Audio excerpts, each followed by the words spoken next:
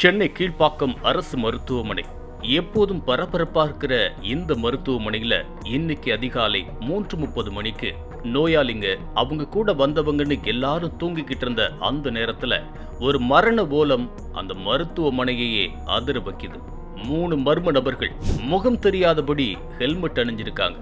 கையில ரத்தம் சொட்ட சொட்ட பட்டா கத்தி ஒரு இளைஞனை ஓட ஓட விரட்டுறாங்க. அந்த இளைஞன் பயந்து போய் தஞ்சம் புகுந்தது எங்க தெரியுமா? கர்ப்பிணி பெண்களும் குழந்தைகளும் இருக்கிற பிரசவ வார்டுக்குள்ள. ஆனா அங்கேயும் அவங்க அவரை விட்டு வைக்கல. பிரசவ வார்டுக்குள்ளேயே புகுந்து அந்த இளைஞனை சிதைக்கிறாங்க. ரத்த வெள்ளத்துல அங்கேயே அவர் துடிதுடிச்சு இறந்து போறார். யார் அந்த நபர்? மருத்துவமனைக்குள்ளேயே புகுந்து கொலை செய்கிற அளவுக்கு அவருக்கு இருந்த பகை என்ன? கொலை செய்யப்பட்ட அந்த இளைஞனோட பேரு ஆதிங்கிற ஆதிகேசவன். வயது 20 தான். ஆனா சென்னை கொளத்தூர் மகாத்மா காந்தி நகரை சேர்ந்த இவரு மேல கொலை முயற்சின்னு 7க்கும் மேற்பட்ட வழக்குகள் இருக்கு.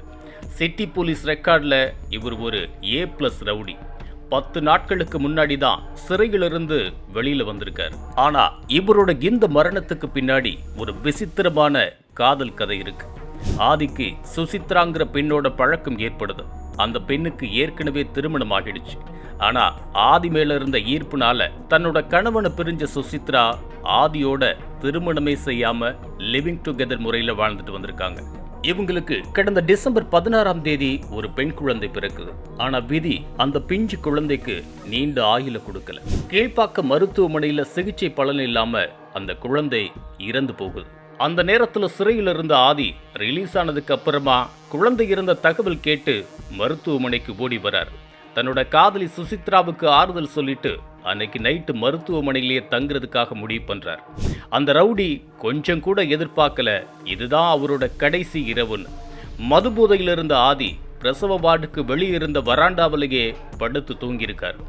ஆதி அங்கதான் இருக்காருங்கிற தகவல் இவருக்காக காத்திருந்த 3 பேர் கொண்ட அந்த ஹெல்மெட் கும்பலுக்கு தெரிய வருது. சரியான நேரம் பார்த்து வார்டுக்குள்ள புகுந்த அந்த மர்ம நபர்கள் ஆதியை சூழ்ந்துக்கிறாங்க.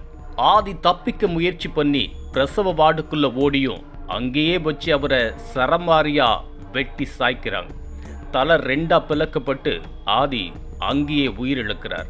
இது சம்பந்தமா போலீஸ் நடத்தின விசாரணையில இப்போ ஒரு அதிர வைக்கிற உண்மை வெளியாக இருக்கு. அந்த ஹெல்மெட் அணிஞ்சு வந்த அந்த 3 பேர் யார் தெரியுமா?